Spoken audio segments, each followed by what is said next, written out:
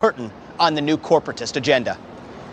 I want to warn you about a new player in the game of woke capitalism, the Communist Party of China. I've been an exchange student at Chinese universities. I've done business in China, and I can tell you that they understand this game far more deeply than any of us do. There's even a new Chinese word for wokeness, baizuo, and they're literally using wokeness as a geopolitical tool to erode our standing on the global stage. Secretary Pompeo, thank you for joining me today. So I think the big mistake in U.S. policy towards China over the last 30 years is that we thought that our money was going to get them to be more like us. And instead what we've seen is that their money has gotten us to be more like them. We sent Big Macs and Happy Meals thinking that was going to spread democracy. And instead, they sent back Nike sneakers and Disney movies filled with their values like Trojan horses, undermining us from within. What do you think? So I think that's largely true. I would add to that, they took our money and it fueled their economy as well. So they used our money as a resource to come steal our property and then recycled that by dumping products here, by knocking off products, stealing intellectual property connected to those jobs and the wealth that they had taken, and then recirculate it back in the United States, creating this great coupling that they depend on, right? They use that as a tool. Your point about this is exactly right, whether it's some of our companies like Nike and Disney. These are companies that refuse to stand up for American values, although they will tell you here at home they care deeply about all of these things, that every human being be treated equally. And then they go to a place like China, and when the Chinese Communist Party tells them to say X or not say Y, they comply with nary a whimper. Why have we been so ill-equipped from a public policy perspective to actually do something about it? The consensus establishment view on foreign policy is really hard to break. And this isn't Democrat or Republican. This is just the consensus view. Frankly, since 1972, since Kissinger went to China, and then, frankly, after the accession of China to the WTO in the early 2000s, the United States policy has been sell them more stuff and they'll behave in a way that's more consistent, or at the very least, their bad behavior will be confined to China.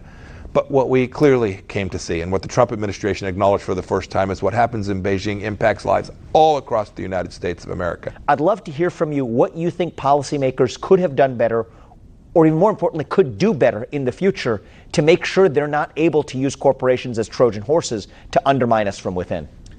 Well, we're always going to have some risk of this. We operate in an open society, so some of this is just something that we accept as part of a republic, as part of our democracy, so fair enough. But there are a set of requirements we can place on these companies. The genocide in particular is an easy one. We can make it unlawful. We can make it expensive. We're going to have to put strictures on American companies that say there are certain things that are just so far outside the boundary that we're not going to permit this to happen, and we should do that. Commerce Department started to do it in the Trump administration. We began what I think of as the technical decoupling, right? The very specific national security decoupling that we need to do. And if it were up to you, would you favor advancing such policies? Yes. Oh, yes. Okay. Absolutely. And we started to do that. We started to blacklist products that were connected to American national security's apparatus. Calling it out is half the equation, and putting sunlight on a situation can help a little bit. But that's just the beginning. Public policy has to play a role, too. My biggest regret, frankly, is that we didn't get to finish this task from the Trump administration. Of all the things that we didn't quite get to. That was the unfinished business. If you look at the unfinished business, it was charting the right approach to confronting the Chinese Communist Party, not only commercially, as we've been speaking to, but challenging them ideologically, challenging them militarily, being prepared to confront them every place they are.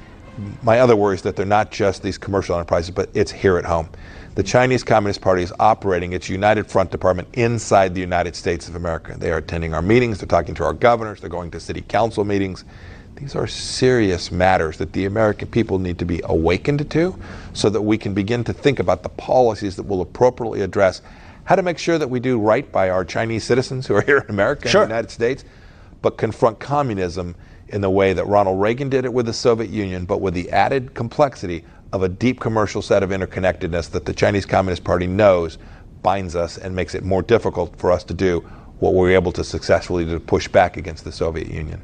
So one of the themes I think we need to talk about, building right on where you left off there, is China's understanding of the kinks in the armor in the American system.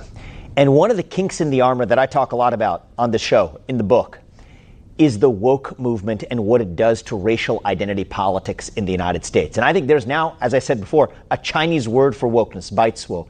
They understand this game far more deeply than any of us do. And I think that they are now using wokeism as a geopolitical tool to advance their own agenda. There's nothing like the threat if we get it wrong here at home. If we aren't focused on the things that matter, the value sets that our founders left to us, that understanding of our republic, then the Chinese Communist Party will have the space. That's why we need American leaders. That's why we need President Biden standing up and saying, no, America is not in decline. We're gonna go win this thing.